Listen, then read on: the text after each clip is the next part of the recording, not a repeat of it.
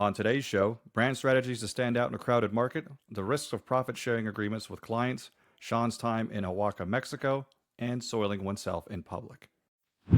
Yeah, no, my phone's being used for the recording, so I can't check WhatsApp messages. And I actually, smart enough, I disabled all notifications on my computer because I was noticing while I'm working, I'll get a WhatsApp message or a Facebook message or a LinkedIn message or whatever it might be. So like I'm working, and all of a sudden I just look up the top corner, like who's messaging me, right? So actually, I think it was my girlfriend. She's like, you know what, you should just get rid of messages. Because I think we're watching a Netflix show. She's like, your phone doesn't stop. I'm like, I know. Welcome to my life.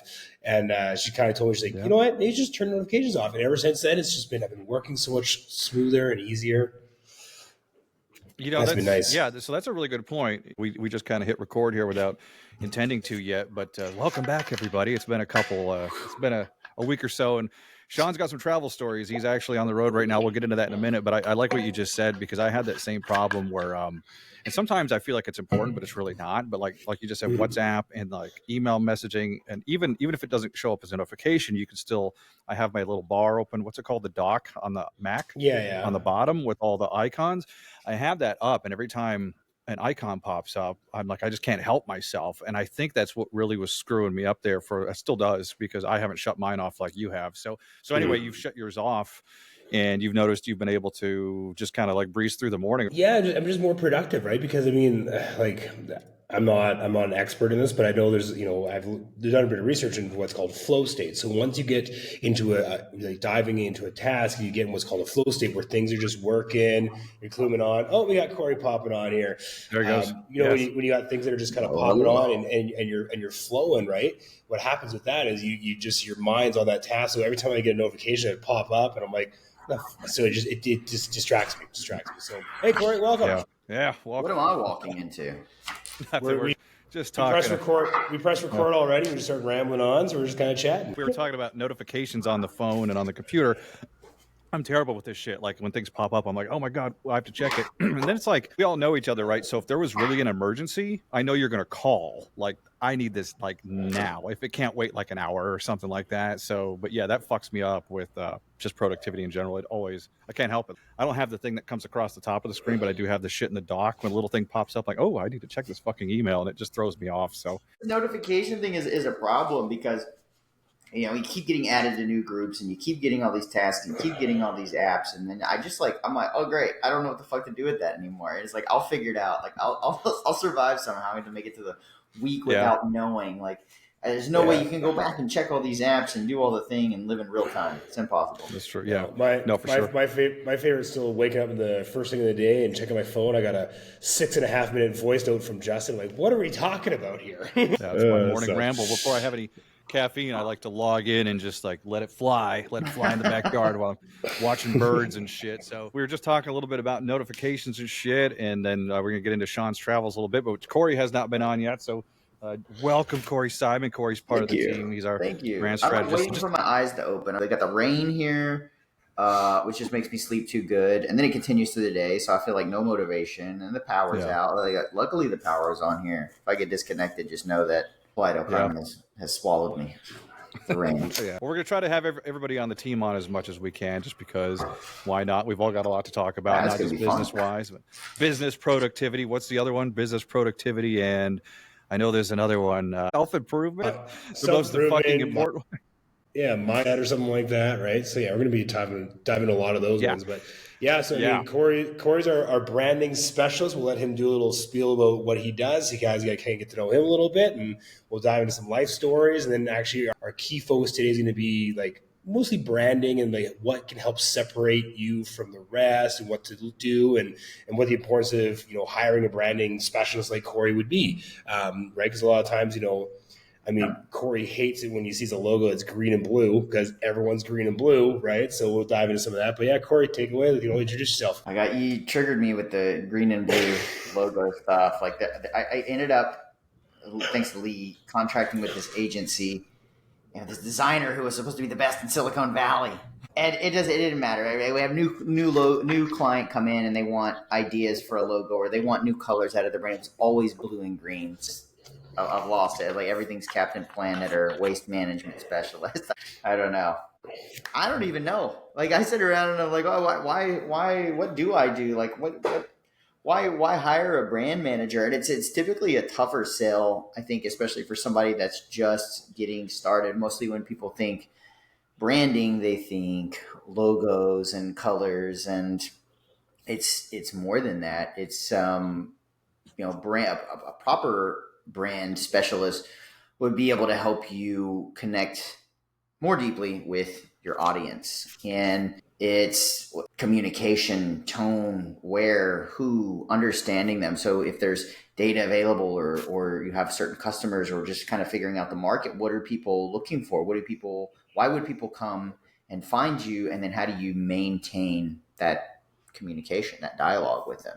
And that's like at its best, right? You go in and figure these fun things out, and hopefully there's some sort of data partner involved to, if it's a big large organization. But really what it is, it's like herding cats. It's a lot of project management, and just making sure that everybody's doing their part and doing it right. Because essentially, if you have a group like us and somebody works with an agency, and they're trying to get audio, they're trying to get graphics, they're trying to get advertising, well, things get weird. Things get weird from one person to the next. And so you have to have a brand manager in there acting as a gateway to make sure that everything's coming out consistent. And it can get tricky. It can get very tricky. I think, my claim to brand fame was I got to work with Mohawk Industries, and I was with them for 6 years. I started off as a production artist, and then I got hired as a graphic designer, and then I got into brand management. I got hired as I think it was a marketing project manager, but like historically what that role translated to was brand management. So I was doing brand management for them. And they're a Fortune 300, world's largest flooring manufacturer, $9 billion company during the time that I worked for them. It was very impressive.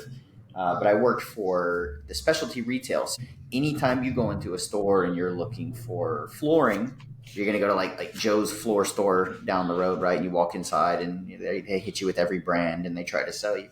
And that was essentially the market, right? Just how do you make sense among all the other things that don't make sense, or maybe make sense in that space? How do you stand out? And so one of the things that I quickly realized is like there was no grab. There was no grab. There was let's just say there's 10 flooring companies. The strongest in the that come to mind were Shaw and Armstrong. And so if you're selling hardwood floors, Mohawk hardwood floors right next to Armstrong hardwood floors or Shaw hardwood floors, why would they buy Mohawk hardwood floors? Because everybody's samples are on this board and it just says Mohawk hardwood or Shaw hardwood. There's nothing there to captivate you, right? It's like colors, and then they try to hit you with a bunch of stats and facts. So it was like, let's get out of this technical space and let's get out of this Me Too space and start doing something that connects with the audience. And that started a really big push. And actually, I think we influenced how all of the companies in the market actually went to market with their products after that, because we started off with features and benefits and having cool graphics and marketing more to a national audience than just the guy down the road. So it was a big undertaking. But things that I think about when I think of brand, and I don't know if most people do think about this, is who are your audience, right? You should just have a voice and say the same thing to all the people, but that's not true. And especially when you have something so large as Mohawk Industries or any sort of flooring company, because really your customers in that whole space are everybody who interacts with that product. And that would be, number one, your marketing to the retail person, right? To the girl, to the woman on the other side who's making this buying decision. That's very quickly who we realized it was. It's like the guy's just there to make sure that the financial investment's going to be sound, right? That you're going to get the bang for the buck. But the girl is essentially there to choose the product. You have to connect with her, and you have to get her to want the color. You have to sell her on the color, and you have to sell her on whatever it is. So you have you're talking to the woman. You have to additionally, you have to talk to whoever else the stakeholders might be, right? Present that with facts and case studies.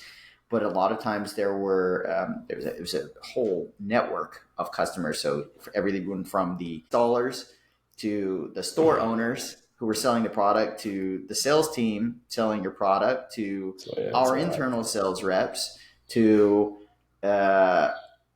the people checking it out online. I mean, it was just, there were so many people, and so we were always changing, managing as a brand manager. You're managing, how are people getting this? Are they getting this in the information that they should be receiving it on the apps that are relevant to them? Are we speaking that language? And so it's more complex, and it's a little bit tougher to sell. But I like to just, anytime we have a good meeting, I just tell people, like, hey, I just keep the trains on the track and make sure we don't have any runaway graphics, runaway branding.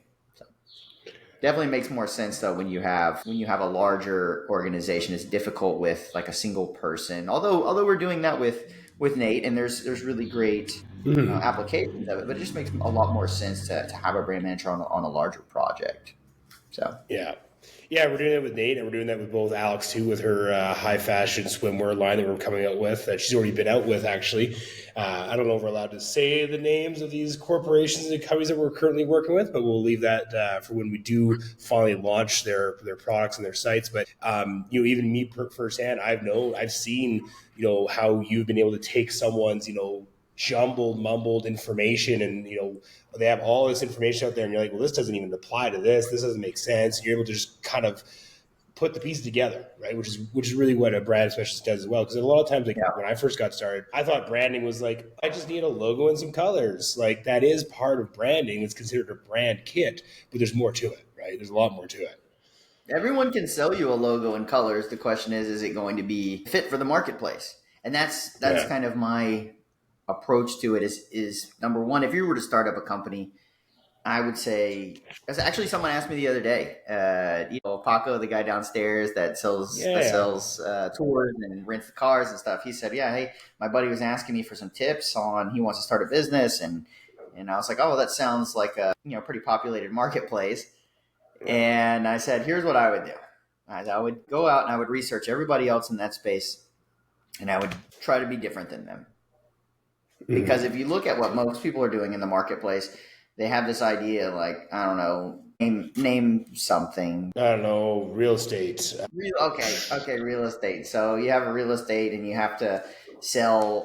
I have to have my ads. I have to be marketing, and I have to have like in America, it's always the person with the smiley face like that on the billboard, and it's like never is that person's mind gonna come up. But I think it'd probably be more of a strategic point. If I were to say, hey, like someone's like, hey, I'm going to start a real estate company, what should I do? I would say, okay, we'll find out what real estate market there is, and figure out, is there opportunities in, or do your strengths, weaknesses, opportunities, threats, your SWOT analysis on the marketplace, and figure out, okay, is there an opportunity to do something that's currently not represented enough?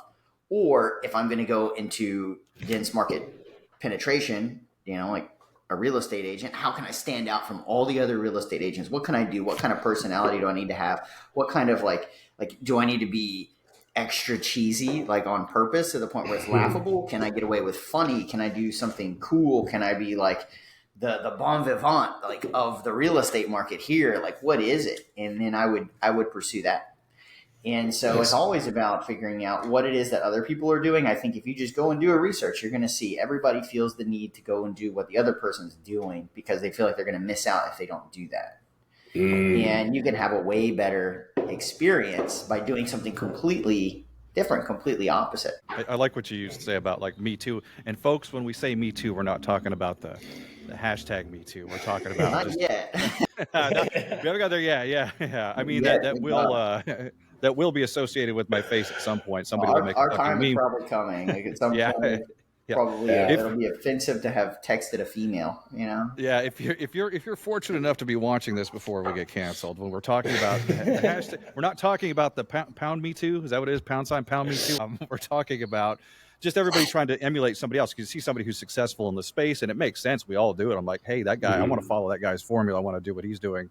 You can follow the business side of things and the routines and everything else, but standing out, I think, is super important. You've done that for several clients now, and it really is. You're right. Even if it's not your personality to be fucking goofy or weird or whatever, like, you got to go where the money is, and a lot of people are very rigid on that. We've seen that in like just one person operations all the way up to large corporations. Sometimes we've had people say, hey, that's awesome, take me in that direction. And then, like Cory was mentioning, if you got a lot of people on a team, or even with a particular company and they're set in their ways, you can offer them all the fucking advice in the world, but doesn't mean they're going to do it. But it is important to stand out. And I love what's going on with Nate, and hopefully maybe we can have him on sometime to talk about that. But everybody has an idea. They want to start a business. They need to kind of reverse engineer from what the market needs all the way back. Okay. You're right on. That's the smart way to go. Yeah, I mean, I remember hearing stories from you guys with a specific company where you're trying to implement new ways for improvement in communication, and they're just so set in their way. I know it's not necessarily a branding thing, but it kind of applies to the topic, right? You know, it's hard to change the opinion, but I mean, once you start showing them results of like, hey, this is what happens when you stand out. Look at what can If we keep dancing around the one of these names, I'm gonna just go ahead and link them in the fucking notes, and the name's going to come up. But I do this on the other show as well. I'm like, this fucking one guy and this company caused me so much stress. After this, I'm going to be recording with Ori Goldstein, and part of my online presence trauma therapy is drudging up stories from. So say there's a villain in all of this, but not to get off topic with corporate communication. And this goes for any client. They have to be open to the ideas. They can't just come to you and say, hey, look, I want to do these things. I want to be successful and all that. You have to gauge, are they going to be willing to take your advice and not fight back on things? And we run into that a few times as well. Like this whole thing nobody talks about. I think most people get in this position where they need that next client, and it's toxic and trickles down to everybody that has to deal with them. It's so nice, like if you have the luxury to be able to pick and choose your clients and vet them properly and give them manage their expectations, or give them like hey, this is what you're going to expect. And then the next day them not go like schizophrenic on you, but you never said that, you never said that. And there's a talk about that. Yeah, and there's a lot of power in saying no, right? Like if a client comes to you and like, hey, I need this, then they're not a good fit for you. Like there's a lot of power that you hold, not just like over them, but with yourself. If you say no to a client, it then sets your boundaries up, makes you realize like, hey, that's even though they're gonna pay me a good amount of money, like they're fucking crazy, like get the fuck out. Like, because I mean, I think me and Justin talked about this on episode 1 or 2, where it's the scarcity mindset, right? Where like when I first got going in my online business and entrepreneurship, I would take on anything and everything and think, oh, you want a 20-page website for $500? Okay, right? Like let's do it, right? And it just burned me out. Or clients that they're going to be a nightmare to deal with. You're just like, well, but she's gonna, or he's gonna, they're gonna, whatever you want to call them, they're gonna pay good money, and the next thing you know, you're just like, it's just a fucking headache. It sucks. I'll still make that mistake. I know I will. I know I'll probably still make the mistake, but I'm learning. We're getting there.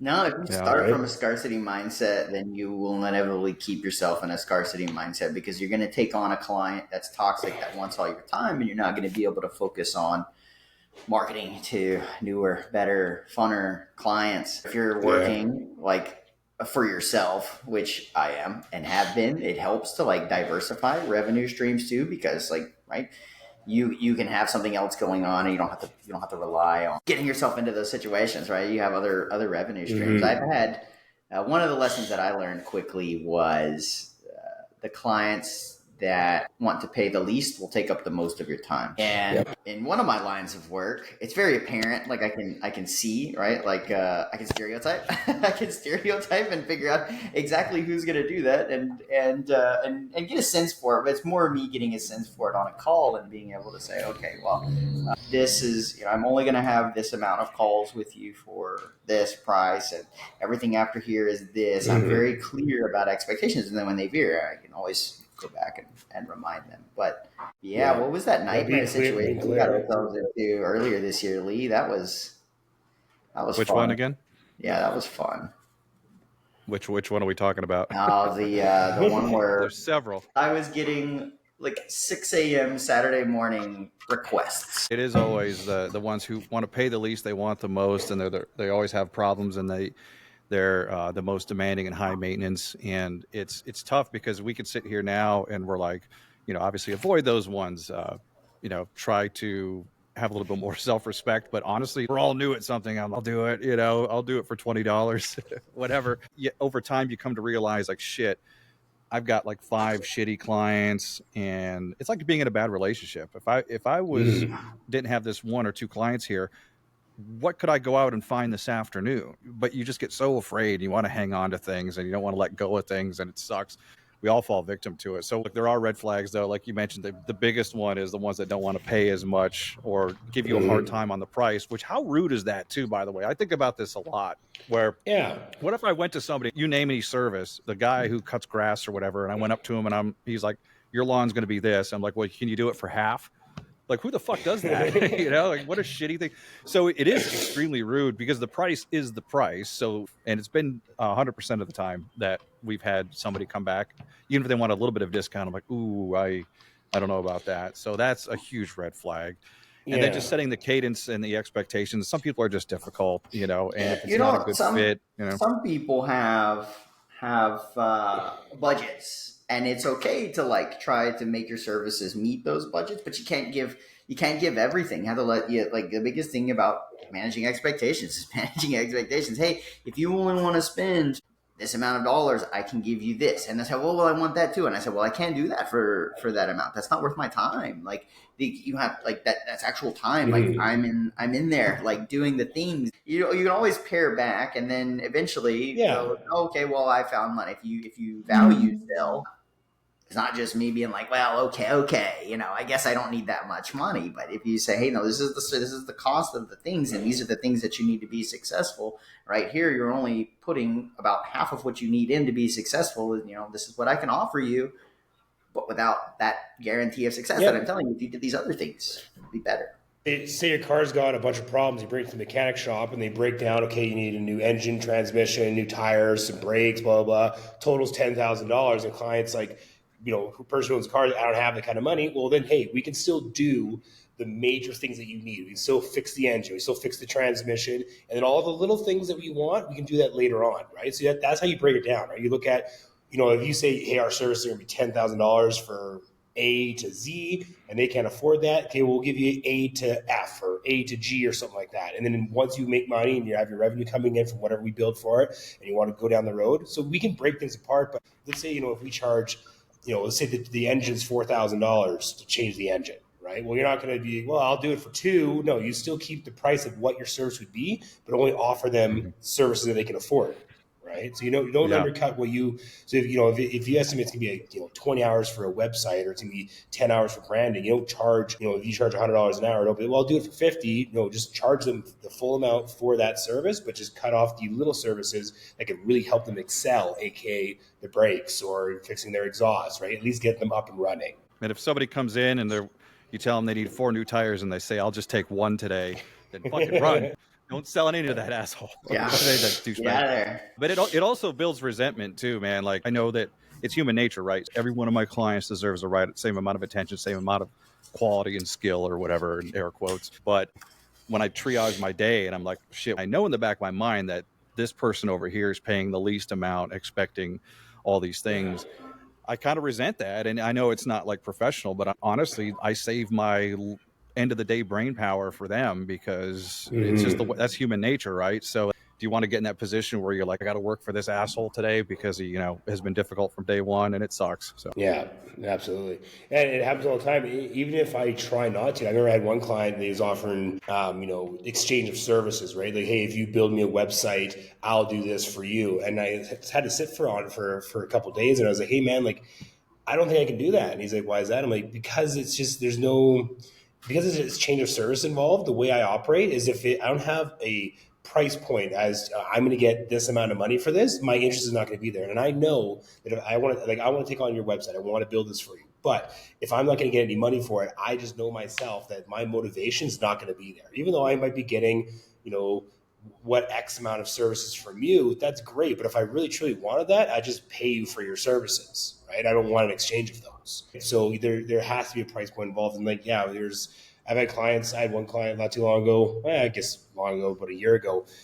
Every day, oh, I want this done, I want that done. I'm like, you paid me $500 for a website 2 years ago. Like, you think I'm going to come in and do it for free? No. So there needs to be some sort of money involved in attachment with it. But yeah, there's a lot of good points we've had on here with branding. It's been really good. I mean, it just, to help people separate what's the importance of, like, everyone always wants to do the same thing, right? Like, Joe down the street's doing this for a billboard. I'm going to slap one up beside his, right? So Cory really identifying that you need to separate yourself, and how to do that is look at the market and see what everyone's doing and try and not just do the complete opposite. Like, I mean, if you're a real estate service, you're not going to start being like, oh, we sell cars now, right? You still need to be in the same ballpark. Yeah, for the most part. In the real estate market, everyone wants to make a logo of a house and like some silhouettes. You should just have a fucking middle finger logo. I mean, it's going to be just as it's got to be at least more effective than taking that route. Yeah, absolutely. Pocket Balls Realty with the just a big fist. Yeah. I mean, it would get my attention. Yeah, good. Mm-hmm. Speaking about the weather too, actually. So Cory is currently raining where you are. It is beautiful and sunny where I am. Justin, what's it like up in the Great Lake area? I'm in the basement. I don't know. No, it's actually finally like, I'm not going to get this right in Celsius, but it's like a 75 Fahrenheit. So it's finally nice. We're in our little period up here where it's nice for like 2 months. Before we move on to the travel and everything else we want to get into, because I know you've been on the road, Sean, but I don't want to forget profit sharing. If a client wants to sign with you and they're like, I don't have enough money up front, or I can't meet your fees, and they mention profit sharing, I'm not saying to not do it. And there are certain circumstances where that would be advantageous to you. Just remember, you're relying on them to be completely honest with you, show you their books, and then actually pay you. So I'm not saying that people won't do that, but just beware. It's nice to have some skin in the game, depending upon the industry, and have the opportunity to make a percentage off the back end of whatever you're helping them sell or market.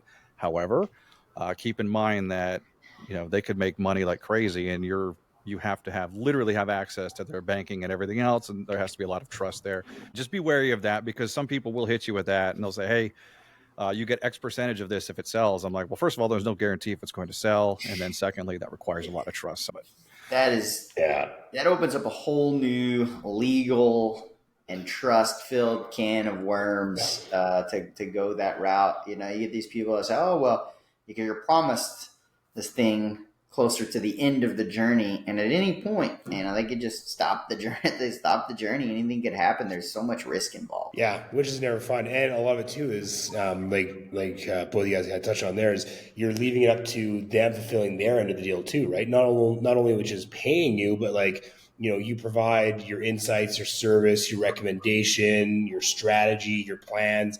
And you spend all this time working on this kind of stuff. And if they just go ahead and say, no, I don't like this, I don't want to do it this way and this way. It's like, well, why did you even hire us if you don't know what you're doing? So you hire us to do the job for you. We tell you what to do and you say, no, I don't want to do it, scrap it all. And so you're kind of in this, like, you feel obligated to do it because you're not going to, if you don't do it, you're not going to get the money that you're promised. And if you don't launch it, you're not going to get the profit sharing, and you're already in the hole and you're working for free. So it's just like this perpetuous cycle of fuck shit going on. You're like, God damn it. Like, so eventually it's like, you're like, when do you cut the tie and cut your losses and just say, I'm out, right? And it's tough. It's tough. When one of us references an actual situation, because we start getting real animated, start getting real angry. So one of these days, when we're safe from lawsuits and everything else, we will name names. But those situations happen, folks. It's real. So you're on the road now. You're somewhere else in Mexico, and now you've got a whole summer planned. You left Cory behind in Playa del Carmen. Where are you at now? Well, this is the living room of our Airbnb we have in Oaxaca right now. So we're in Oaxaca City. We're here for another 10 days, actually. And it's kind of weird. So every morning it's like nice and sunny and clear skies and bird chirping, and right around 3 p.m. every day it's just severe thunder showers, and it's wild. I'll share some videos in there. But we went to go get groceries, and we actually had a doctor come over for the kid. He got an ear infection, so that's what I love about Mexico. For like the same price of like going to a doctor, they'll just come to your house. It's great for like 1,000 pesos. Sure, that's the ear infection, not that flesh-eating disease that I mentioned. Yeah, that you scared me with. That wasn't actually true. I thought your girlfriend was like on the speakerphone, so I was just trying to obviously try to like sabotage, throw a grenade in front of the car. Right? That's what I need. You got to fill Lee in on that. The whole vacation went down the shitter because I'm gonna die. Yeah. I'm all gonna die. Well, Cory told me that there's some flesh-eating disease that comes out when it rains in Oaxaca, and I'm like, so I started researching it, and I was like, this could be true. I mean, it's a foreign country, and it might be it. And Cory's like, Asha wasn't listening. I'm like, no, she's like, I was hoping she listens so that it'd scare her a little bit. I'm like, thanks, Cory, that's what I need. First thing in the morning. Yeah. For context, he's sending me videos of like the streets being incredibly flooded, and I was like, "Oh yeah, you watch out for that. That fleshy disease, skinny disease." Yes, we had to drive the doctor home. We're like, let's go to the grocery store, and there's like literally like rivers like going down. And like I realized why in our carport driveway garage thing, the ledge is like fucking this thick. I'm like, this is a huge bump. And then as we're leaving the house, we go drive the doctor out. It's pissing rain. The water's like almost coming into the garage. I'm like, oh, they actually thought of this. And then we got to the Shidrari Selecto, and there was just like I would go down this little like bowl in the road or whatever, and the stop signs are about 8 feet high, and the water was up to like the top of the pole almost. And I just see this car like floating down the road. I'm like, holy shit, right? So we like. Yeah, it was wild. And then within like 20 minutes, all the water dissipated. But like you see all these like, Mexicans out there with their hoods up trying to like get their engine started again. And it was wild. But well, this is a great tourist video for Oaxaca then so far. Yeah, I got some videos. I'm firing up my YouTube channel again. So once we get the podcast running on the podcast channel, we can cross promote onto mine. And I'm actually doing certain re-record all my traveling again, right? So on all of our adventures and exploring and where we go and anything that kind of happens, we're trying to film it as much as we can. But usually I'm the one driving, so I can't film it as much as I can. But we did get a video of us going down the roads here like this, right? So it's just a river flowing down. We're going downhill and there's water gushing over. So I got some of those caught on film too. Whoa. What's the main draw there? Like, well, first of all, why did you guys decide to go there? Then two, is there like something that people usually go see there? Is it the pricing? Like, what's the deal? One of the reasons why we came here is because my girlfriend's kid, Isaiah, we found a 2-week world schooling hub that's located in Oaxaca where they go to school, they teach them stuff, and they go to museums and art shows and galleries and different tours and stuff. So it provides kind of like a 5-day-a-week daycare kind of thing in a sense, right? So she can work, I can work, we can do our lives, and the kids busy doing that. But then also there's so many cool things. So like chocolate was actually created in Oaxaca. So the Aztecs, when they were here, I think it's either the Aztecs or the Mayans, cacao was actually their form of currency. So when they started creating like chocolate and drinks and stuff like that, it showed a sign of like authority and power. If you could drink your money, like you were rich.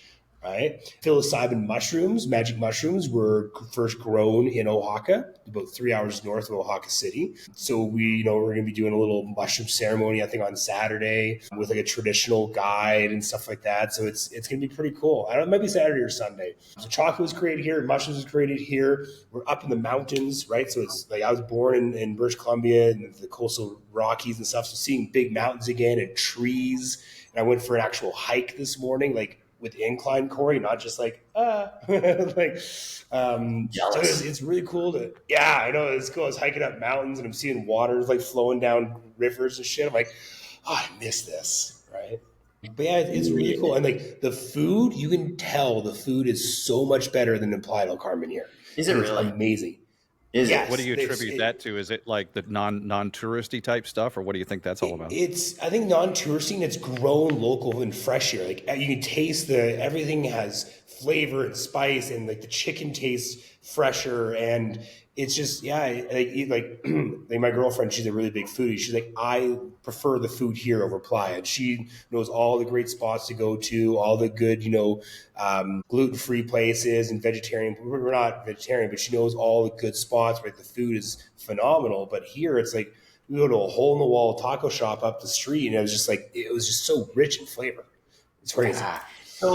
So in contrast, so for context, like I don't think that the food here in Quintana Roo or even Yucatan, it's nothing really special. You know what actually brings like where the flavor comes from is just the salsas, like the salsa varietals that they have here. Because I think in every region of Mexico, the salsas they kind of differ. They here is a lot more avocado based salsas, and habanero base. Habanero is just rampant everywhere. But like the food is just nothing special. They have the smoked pork, like the baby pork, the cochinita. And then that's really it. One of the things that I found, like kind of traveling through Merida and here, they have what are they called? Panuchos, which are like a tortilla that's made with a bean inside of it. Like they stuff it with white bean. And then they have another one that starts with an S, and I can't remember what they're called, but they're like a tortilla that's been like fried and puffed, and then they like load it up like a taco. And that is like if you were to go anywhere like Merida, Yucatan, they're like, yeah, you got to try this, you got to try this, it's the same thing. It's like I think that's all Mexican food, though. It's like some version of a taco. Like all the ingredients that you can get on a taco is what they make all of the foods here with. It's just how do you want your tortilla? Do you want the stuff inside, outside, on top, on the side? Like that about the food down in Playa, because I noticed that too. Like I honestly, I think I've had better Mexican food in the U.S. in certain places. Obviously, in those restaurants are owned by Mexicans. Like in Colorado, I was like, man, this is like the best Mexican food ever. Then I get to Playa del Carmen. I'm not saying it's terrible. There's a lot of good restaurants, but I was like, this is not really that special. But the thing that I found about here is there's so much flavor without having to put any sauces on it. You don't need to put hot sauce on it. There's already like a little bit of spice and flavor and seasoning in everything. Like even the frioles, the beans here have a little bit of a kick to it, right? Like I've barely put any sauce on anything, and the chicken is actually yellow here. So the reason why it's yellow is that they actually feed the chicken corn. So it dyes the meat of the chicken yellow from all the corn. We went to this one cool place where they make these like authentic Oaxacan drinks. And it's basically, it was a corn and peach drink. So it was the base was corn, water, and then peaches. And it was like the most natural, delicious, like, and it was served hot too, right? But it was like kind of like a hot chocolate, but like a peachy corn flavor. And it's so good. Oh. Are you high right now? Speaking of mushrooms, like these yellow chickens are so good. I can smell the yellow chickens. It just dawned on me that's where all the celebrities were going, right? When they first like started coming out with like the mushroom trips and like all the like the guided stuff. There's another thing they have there. It's not just psilocybin; it was something else. It got fucked up in like the 70s because word got out. They were doing all these ceremonies, and I heard it's like overrun. Probably in those ceremony type areas. Are you going up to something like that? The true authentic Oaxacan ceremony is in about 2 or 3 months from now when the actual mushrooms are growing naturally. So it's a 3-day ceremony, and you go up there and you actually pick the mushrooms with like the local guide and your shaman, and then he teaches you the traditional way to dry them and then eat them. And so it's like a full 3 or 4 day event. What we're probably going to be doing is we actually have a contact from a conscious spiritual group that I got involved with on WhatsApp, and we're just going to get her to come either to our house or we go to her house. And like, I don't think it's going to be like an outer body like macro dose experience. It might just be like the ceremony of the micro dosing and learning about the history and the tradition and where it came from. So we're just going to do the 1-day thing, I think. I was going to ask, when on your ceremony, what's the dosage? I don't know yet. I just got the contact information for the shaman and guide right before we came on here, so I haven't even reached out to her yet. Yeah, but I will let you know, and I'll let you know on the next podcast how it was as well.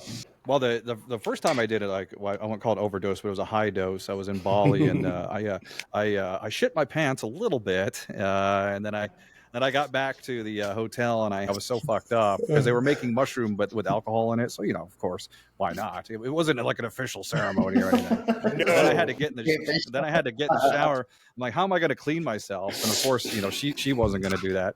So like I locked myself in the bathroom, and I'm like, I took my shorts off in the shower, and it's just I was kind of like trying to mash it down the drain, like a grown man, just drunk and high as fuck, trying to like shove duty down the drain. So that was my official shaman experience. But and then the second time was down in Playa on St. Patrick's Day. I had a little too much, and I think I told you guys I was laying in bed, and I'm like, I had this vision that I was in hospice, and I looked at my hands, and I felt my hair, and my hair's already thinning, but I felt my hair, and it felt like it was falling out. And I looked at my hands, and they looked like they were 90 years old. I'm like, cool. Great experience.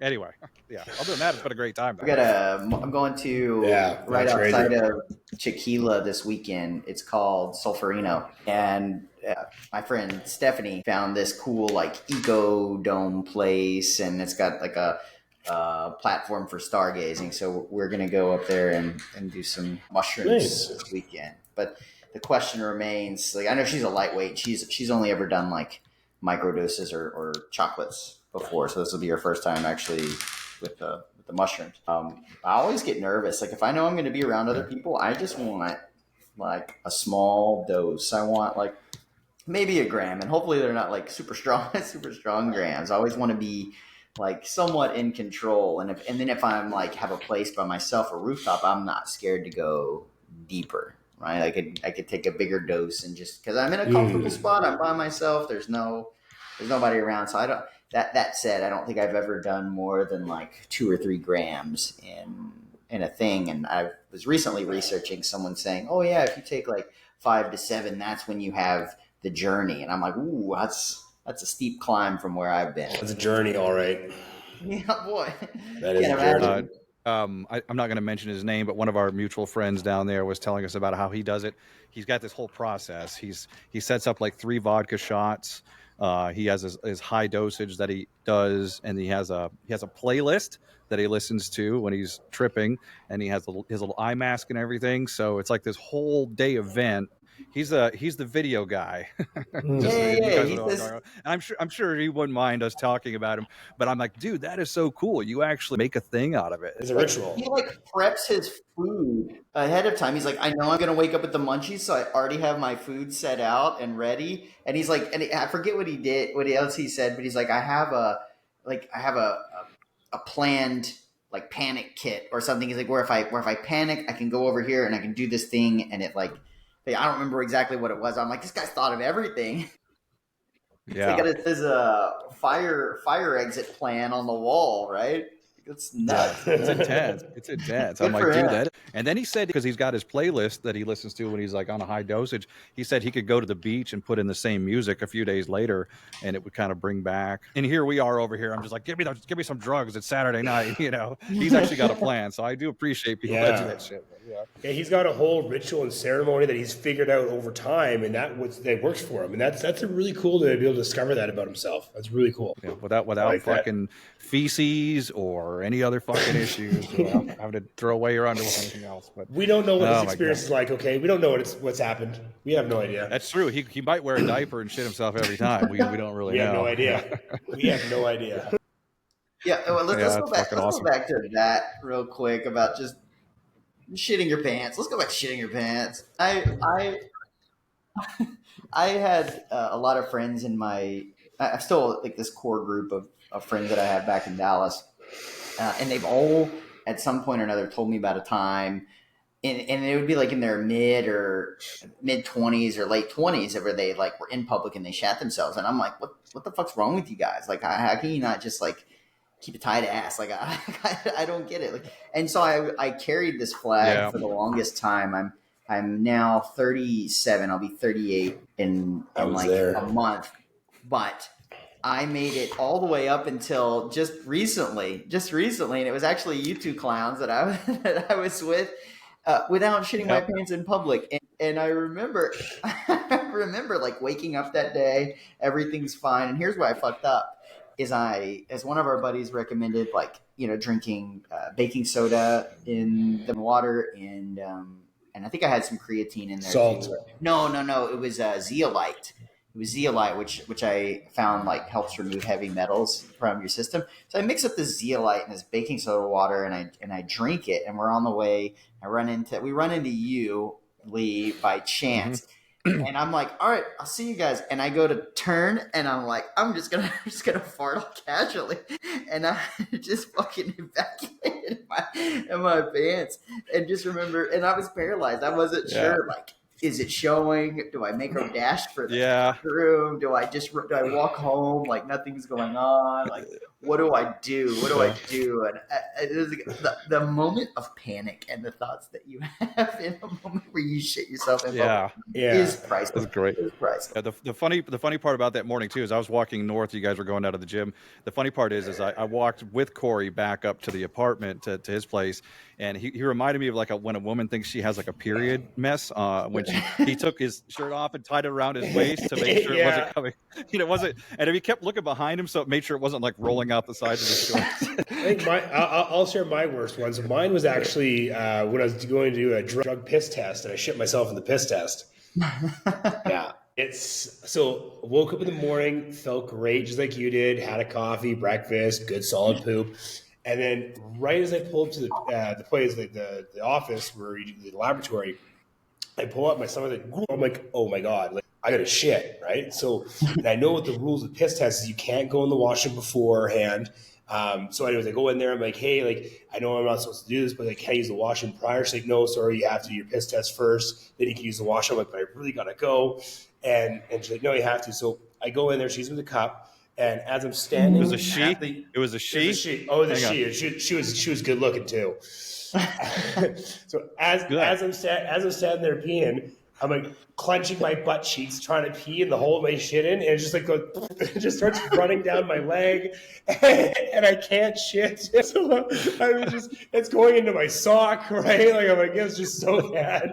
And so I had to like open the door, give her the cup, and I'm just like sitting there still holding the rest in. She goes in, it's reeks of shit in there, but no pee in the toilet because I can't flush.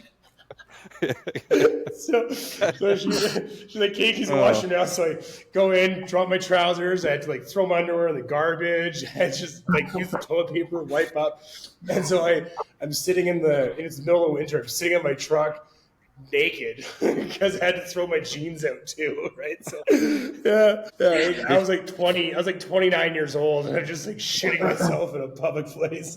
Did you pass the piss test at least? Yeah, I passed. Right, totally worth it. Totally worth it. All right, everybody. Thanks for joining us. We'll catch you next time.